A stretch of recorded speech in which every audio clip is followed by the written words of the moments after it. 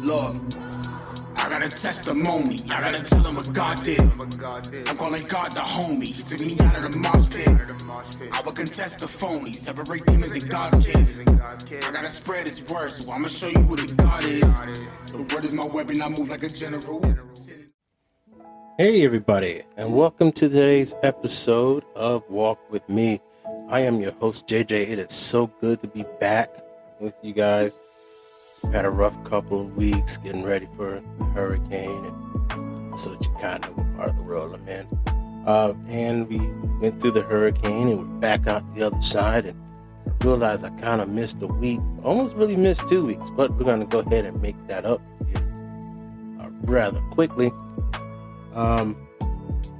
We are going to make sure we always talk about our sponsors, Exquisite Creations, and the tumblers that she has. Look her up on TikTok. She has a couple of new creations out there. And True Bars, the lyricist, if you're looking to have some beats done, or if you're looking to get in, gospel rap, now gospel music with beats are a really big thing now. Go ahead and give him a holler. He's on Spotify. He's on, pretty sure he has a YouTube channel. It's got to be True Bars, the lyricist, with the Z instead of S. Go ahead and give him a shout out. And also, Templar Chronicles 1 New Players. That book, if you're looking for something new to read and exciting, and it's something like that in the fiction fantasy realm with some nice messages in it, go ahead and pick up that book. But we're going to get right into everything. So go ahead and take your Bibles out, take your notepads out, take your pens out, and let's go ahead and take a walk. Now, if you are following us in chronological order, in other words, if you listened to the very first episode and you followed us all the way to now, you notice that we are at the time where Noah is coming out of the ark.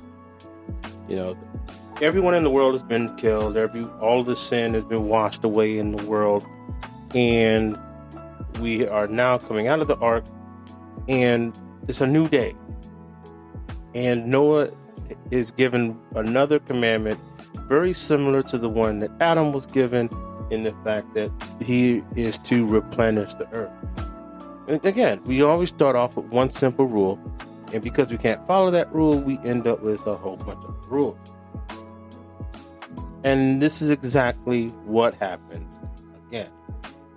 The majority of mankind somehow got it into their heads, no sooner than coming out of the ark and being a couple generations later, no sooner than in the galactic span of time, a few minutes, decided that they knew what was good for man better than God. They knew better than God. They decided that they wouldn't want to be washed away in another flood. And so they decided to build something. And in Genesis 11 and 1 and 4, it says the whole world was of one language and one speech. And it came to pass as they journeyed from the east, they found a plain in the land of Shinar, and they dwelt there.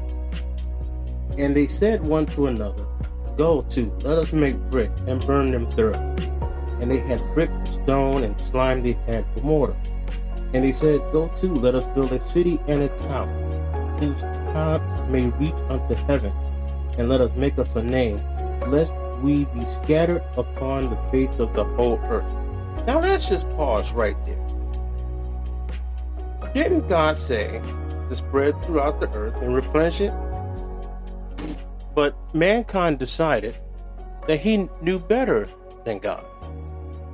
And how these things start. They always start with one person getting this bright idea. And they get this bright idea, and they don't know where they got it from. But then they started telling other people, and started getting people to co-sign this idea.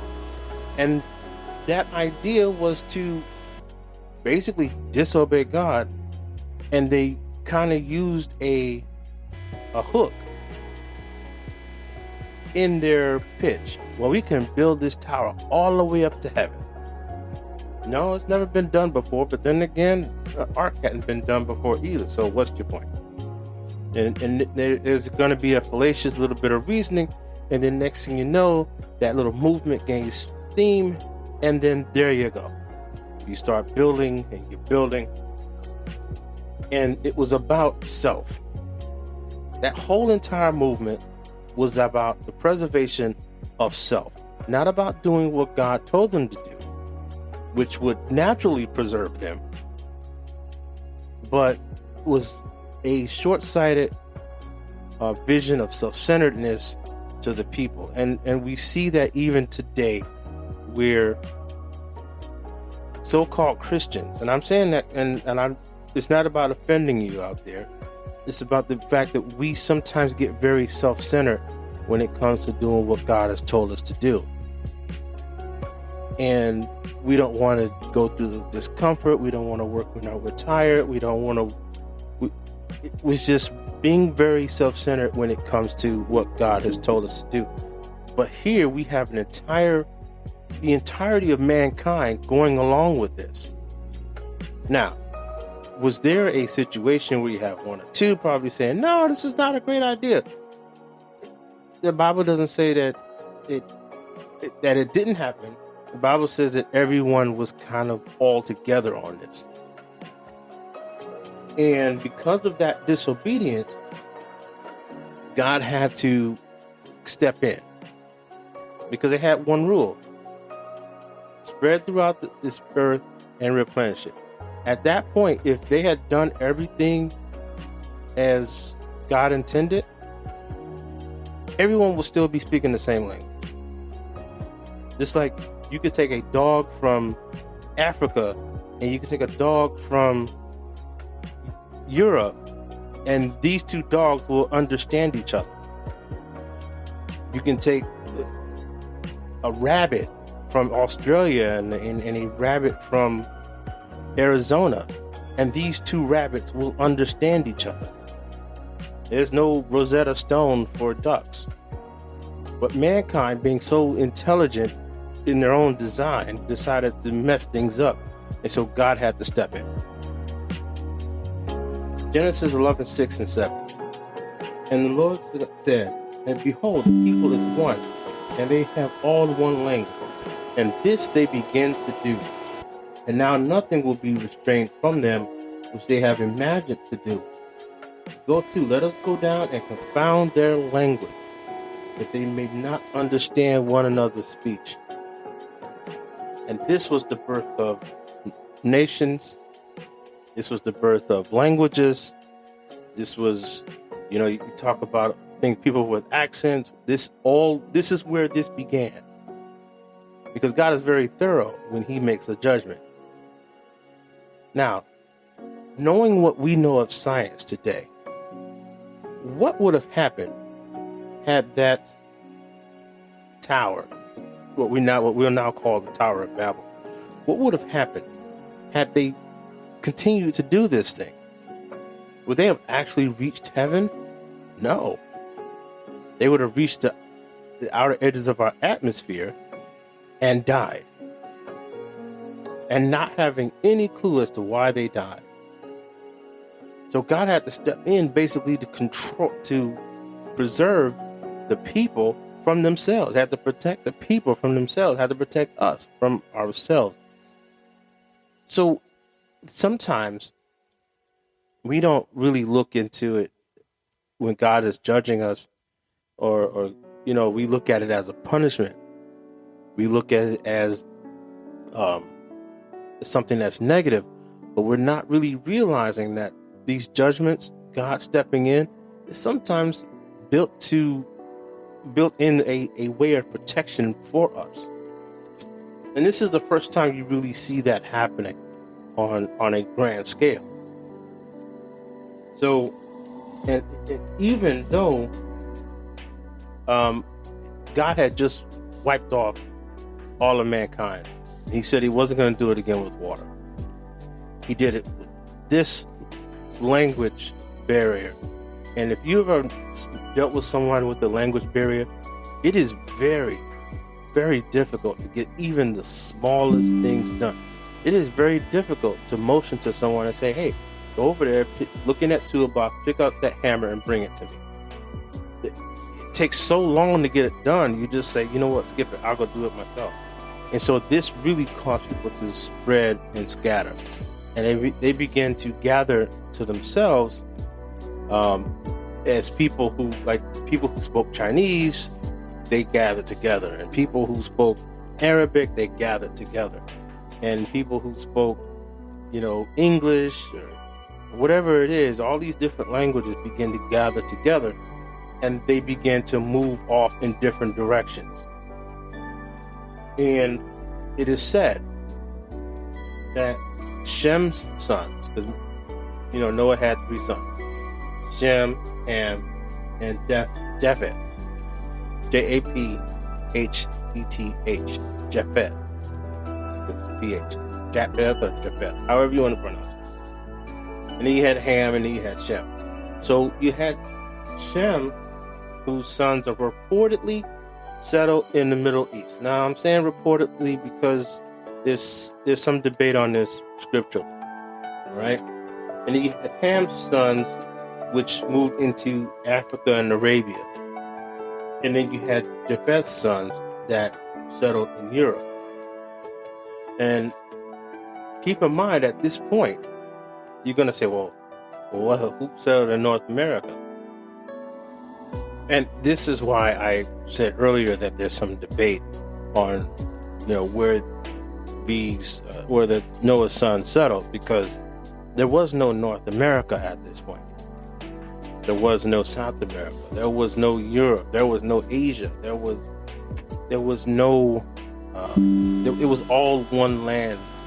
And what you'll see is that the scientists called that land Pangea.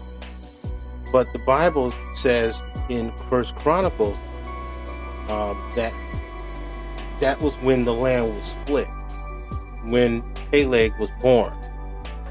And it was First Chronicles chapter 1. And I'm just scrolling to get the scriptures. I don't like misquoting anything. And I believe it was verse 16.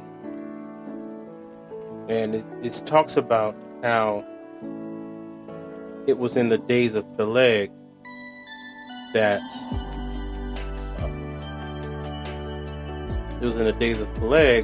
these earth split.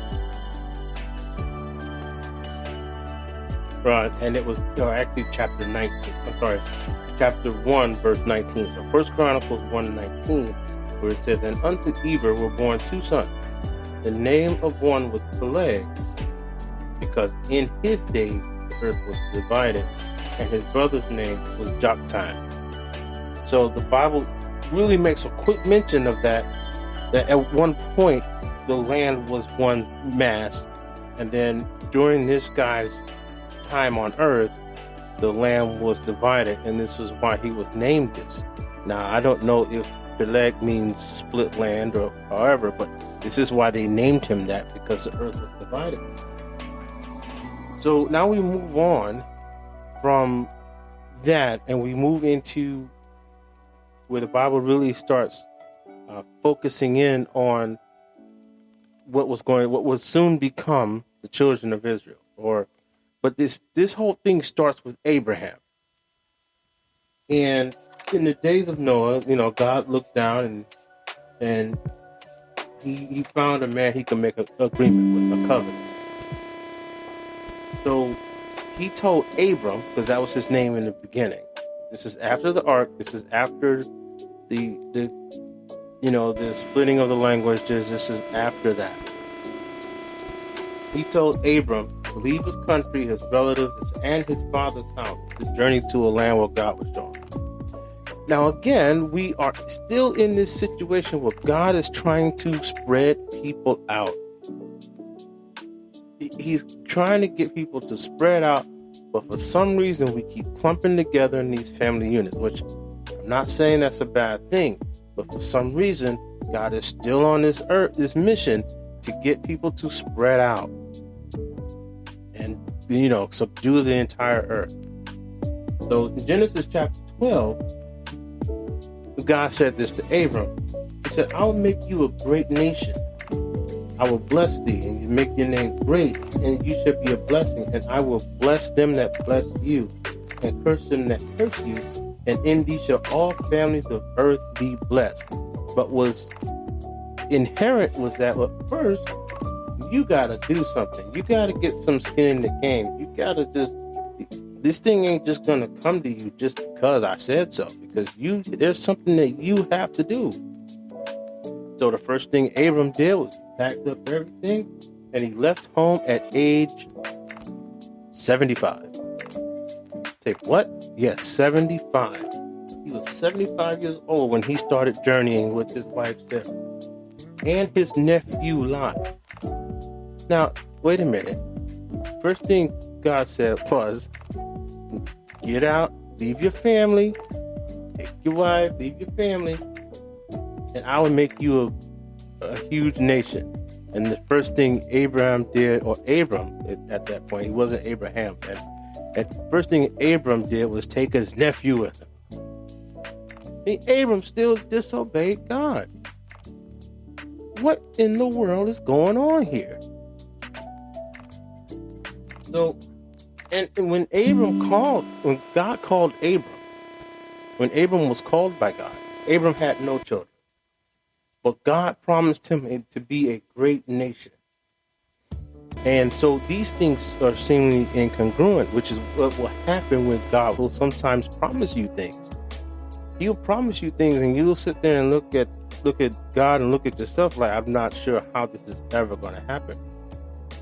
How am I ever going to do this great thing that you tell me I can do? Because I am. And how am I going to do this great thing that God is telling me that I can do? That God is telling me this promise that he's going to make something great out of me. And years passed before this was ever fulfilled. Because the first thing you have to do is have a son. And years passed. Now remember, Abraham was 75. He wasn't 16. He wasn't 18. He wasn't 22. He was 75. And these promises got fulfilled in Deuteronomy 4 and 6 and 1 Kings 3, 8, and 9. Now, for the sake of time, I'm telling you to go ahead and read those scriptures. But if you haven't been following this podcast for a while, we have a rule here. Always read a couple of verses above, a couple of verses below, but preferably the whole chapter because context is very important. So, years went by. And from the time that God, spoke to Abram and said, hey, man, I'm going to build a great nation. The years went by and nothing happened. Gotta point back to the fact that the first thing Abram did was disobey God and take Lot with him. So as a result of this, nothing happened. Not a thing. God's promise was still valid. He was waiting for Abram to do what God told him to do. Finally, as we often do when God tells us something and we don't see results right away, Abram and Sarai decided to take matters into their own hands. Now, remember, Noah built the ark for 120 years. Abraham was 75 years. Well, Abram was 75 years when he left home. It was 25 years after God gave Abram that promise that the promise was actually fulfilled. But in the meantime, because nothing happened, they saw nothing, they said, you know what? We're going to take matters in our own hands. We're going to do it ourselves. So the first thing Abram did was went in and had a baby with Hagar. But this was not unprovoked. It was Sarai that told Abram to do this. Genesis 16 and 2. And Sarai said unto Abraham, behold, the Lord has restrained me from bearing any children. I pray thee, go into unto my maid, that I may obtain children by her. And Abram hearkened to the voice of Sarah. Where have we heard that before? This is not meant to be misogynistic, but where have we heard that before? God gave Abram the promise. God didn't give Sarah the promise. And Abram told Sarah the promise. God didn't give the promise to Sarah. God gave it to Abraham. Just like God gave the law of don't eat of that fruit to Adam. Adam told Eve. But when Sarah came to Abraham or Abram, he hearkened unto her word. Eve went to Adam. Adam hearkened unto her words. And now we have this. Remember, this is not meant to be misogynistic. Because I know people will take what I just said out of context and run with it and make it a whole thing that it's not. This is merely to say that if God gives you a promise, God gives you your promise, God gives your wife a promise, God gives your mother a promise, your daughter a promise, God will give you a promise. It is not your place or my place or anyone else's place to come along and tell you to circumvent God's promise. If God is promising you that your children will grow up and live for God, let it happen. When people come and tell you, oh, your kids ain't no good, or your man ain't no good, or your husband, or not your man, but your husband's no good, your wife's no good, you let God deal with that, because that was the promise that God gave to you. And stop listening to people who are going to tell you how to make God promises come true. There is no such thing. God is going to fulfill his promise just because his name is God. He's God. He cannot lie. If anything, if God is delaying a promise for you, maybe there's something that you need to fix in you, not in someone else. And someone else doesn't need to come and tell you that. And this is why having a relationship with God is very important. God and Abram had a relationship. And yet, Abram didn't ask God, why are you delaying my promise? Because if I assume, and this is out of the book of JJ, I assume that if Abram had said, well, God, it's been 10 years. I'm not sure where this nation thing is coming from yet. God probably would have told him, what did I tell you to do, sir? What did I tell you to do? I told you to leave your family behind. And yet, who's that guy sitting over there? Oh, yeah, that's a lot? That's your nephew? That's your family? Fix that. So, and I believe at some point, and this is also out of the book of JJ, because, well, not really out of the book of JJ, because at some point later on that we'll discuss, Abraham and Lot began to have an issue with each other. See, God is going to make things happen to actually guide you into fulfilling your end of the bargain so that he will fulfill his promise. But Abraham and Lot began to have an issue, and they end up separating. But I'm trying not to get too far ahead of myself. Right now, we're in this position where Abram and Sarah is about to take God's promise into their own hand. So Abram hearkened unto the voice of Sarah. And because of that, they had Ishmael. And nothing against Ishmael. But when Ishmael was born, the seeds of conflict were sown in the world between Jews and Arabs. And then nothing against Arabs, nothing against Jews. But I'm saying that when Ishmael was born, and you will see down the line, if you talk to a lot of Arabs today, they will consider Abraham their father, because Abraham is their father. And I mean like Muslim Arabs, they will consider Abraham their father. And this is why there's such a huge fight between Arabs and Israel, and will always be a fight between Arabs and Israel, whether it's open out war or is it, covert, I just don't like you.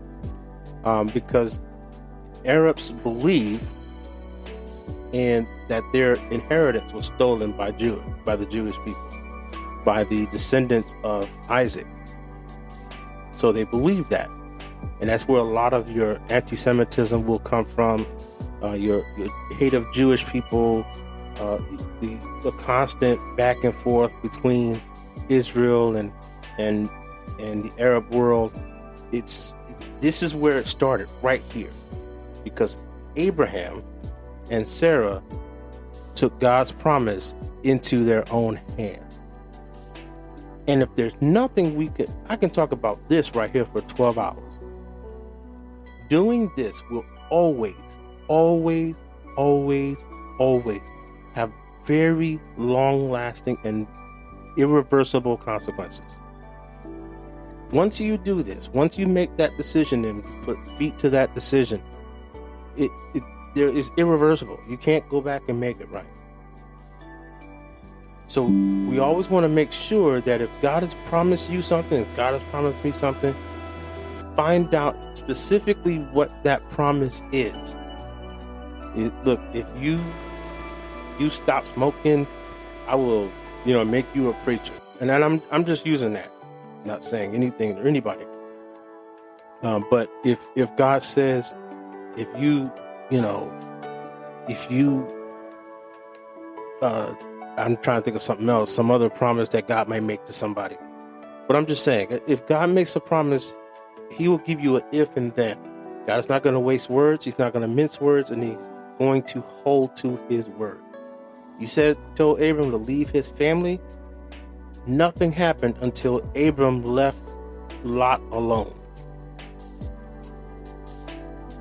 So, the next, wow, we're running out of time here. Our next session here, we're going to talk about God's agreement with Abraham. Now we know that we've changed it from Abram to Abraham. And we're going to talk about what happens when God finally dealt with the promise that he gave Abraham. So, wow, I got really long-winded on this one. I really thank you guys for joining. I thank you guys for listening. You could be listening to any other podcast.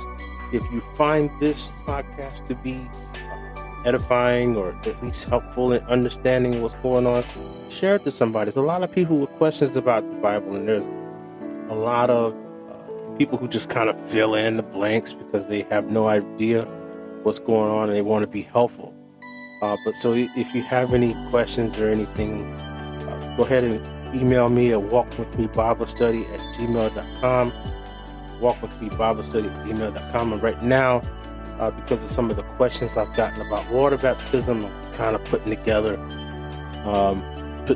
a session about that. I may end up putting that instead of a private response, I may just put that out because I'm getting this question a lot about water baptism.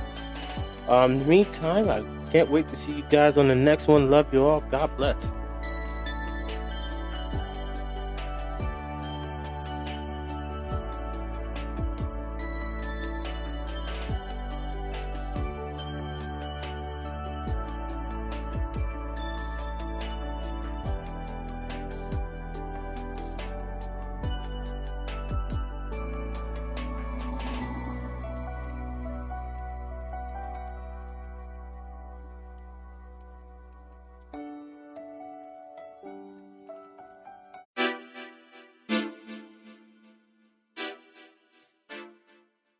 Yeah.